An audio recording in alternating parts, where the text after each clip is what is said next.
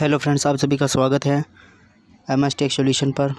तो तीसरे नंबर पर हैं आंतरिक जल प्रवाह वाली नदियाँ,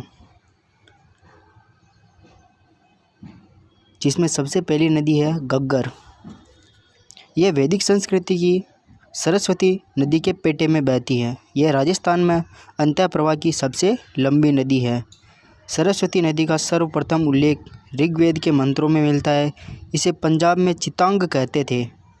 किसी समय यह नदी जब उफान पर होती थी तो तलवाड़ा, अनूपगढ़ और सूरतगढ़ होती हुई भारत पाक सीमा को पार करके फोर्ट अब्बास, जो पाकिस्तान में है, तक चली जाती थी एवं वहाँ यह हकरा नाम से जानी जाती थी।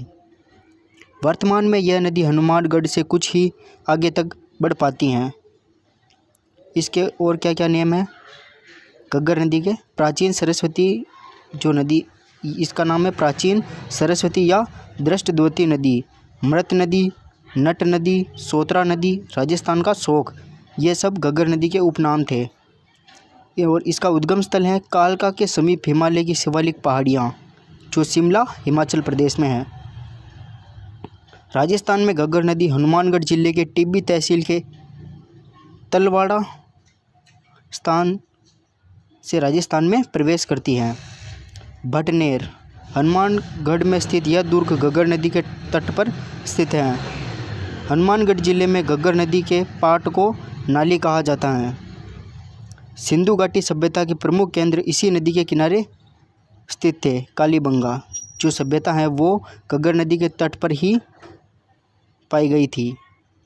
दूसरी है काकनी, उद्गम स्थल है इसका कोटरी, जैसलमेर, और इसका उपनाम है मसूरदी काकनी। बूझ झील, काकनी नदी जैसलमेर में इस झील का निर्माण करती हैं।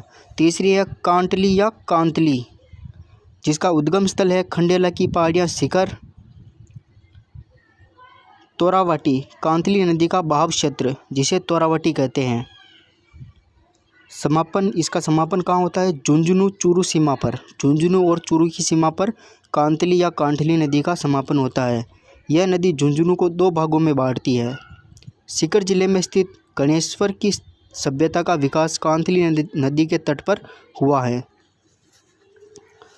चौथी है साबी, उद्गम स्थल है इसका जयपुर व सीकर की सीमा पर सेवर की पहाड़ियों से निकलकर अलवर जिले में प्रवाहित होती है।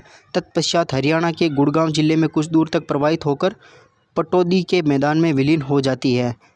पांचवी है मंथा, इसका उद्गम स्थल है मनोहरपुर, यह है जयपुर में, और इसका समापन होता है सांबर झील में, यानी कि यह सांबर झील में जाकर मिल जाती है।